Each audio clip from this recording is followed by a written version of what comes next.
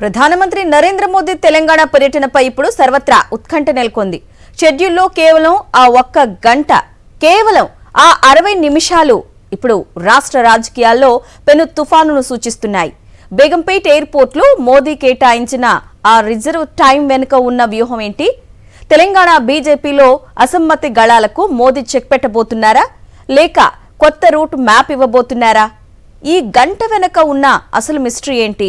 Watch the story. మే 10వ తేదీ సమయం మధ్యాహ్నం 3 గంటలకు బేగంపేట ఎయిర్పోర్ట్లో మోదీ ల్యాండ్ కాగానే అసలు సీన్ మొదలవుతుంది. అధికారికంగా ఆయన స్కెడ్యూల్లో 4:30 గంటల నుంచి 5:30 గంటల వరకు 1 గంట సమయం ఖాళీగా ఉంది.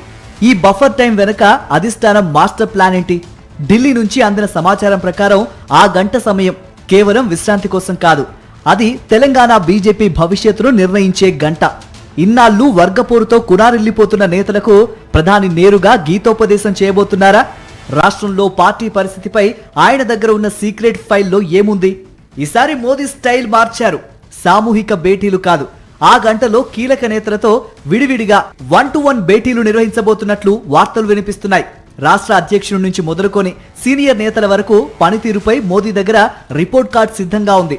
నేతలు చెప్పే మాటల కంటే తన దగ్గర ఉన్న డేటాకే ఆయన ప్రాధాన్యత ఇవ్వబోతున్నారు.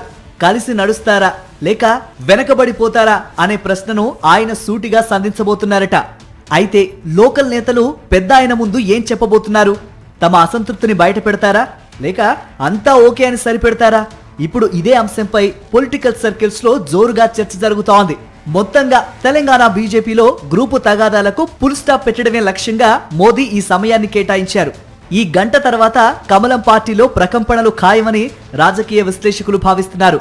ఆ 60 నిమిషాల భేటీ ముగిసిన తర్వాత పార్టీలో ఎవరి గ్రాఫ్ పెరుగుతుంది, ఎవరికి షాక్ తగులుతుంది?